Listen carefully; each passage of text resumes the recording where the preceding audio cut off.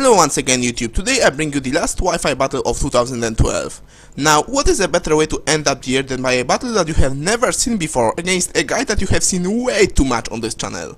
Since I can't think of anything better than that, I bring you an Ubers battle against HeadbangingLudicolo, or at least a battle that looks like an Ubers until you notice a Whittle on my team, which, believe it or not, is by far the most threatening thing on my team. Alright, now that you hit yourself in confusion, let's get it started and see what's going on. I lead off with Boss-looking alien! Exactly, and as you probably noticed, our pokes are level 5, well, mostly, which makes this not an Ubers but a little Cap Ubers battle as we used to call it. He starts off the show with a LOL penis and brings me down to my stash with a Draco Meteor. Then he switches out and you may think, why on earth would he do that, so let me explain. This was our second attempt to this battle, and on the first one his Draco Meteor missed, and on the following turn my Psycho Boost broke into the range where Extreme Speed could take him out, so he decided to switch to Rayquaza, but not long after that our connection dropped, and we both agreed to replay these two turns on the second attempt. So basically he switches to Rayquaza only to die to a Psycho Boost, and then goes back to Palkia, takes an Extreme Speed which even unstabbed does exactly half, and finishes me off with another Draco Meteor. But now that he's at -2 special attack, I can bring my Walmer Z, easily take another one and take him out with a Thunder. To avoid that, he switches to his Arceus, which happens to be electric type and takes it with relative ease.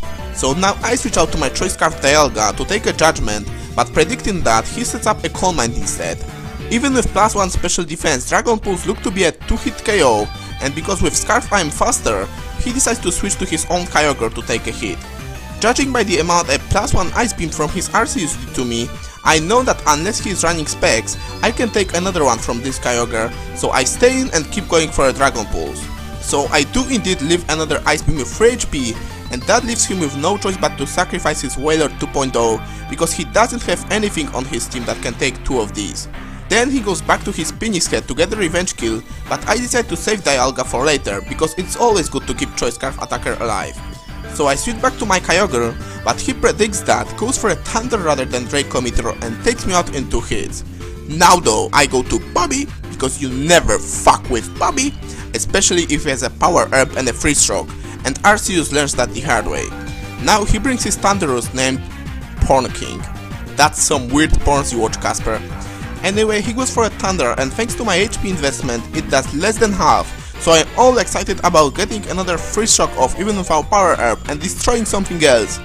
And then he turns out to be some sort of mixed attacker and takes my Bobby out with a Hammer Arm. Aww. No worries though, because in comes Niantic, and equipped with Choice Specs he's ready to rock.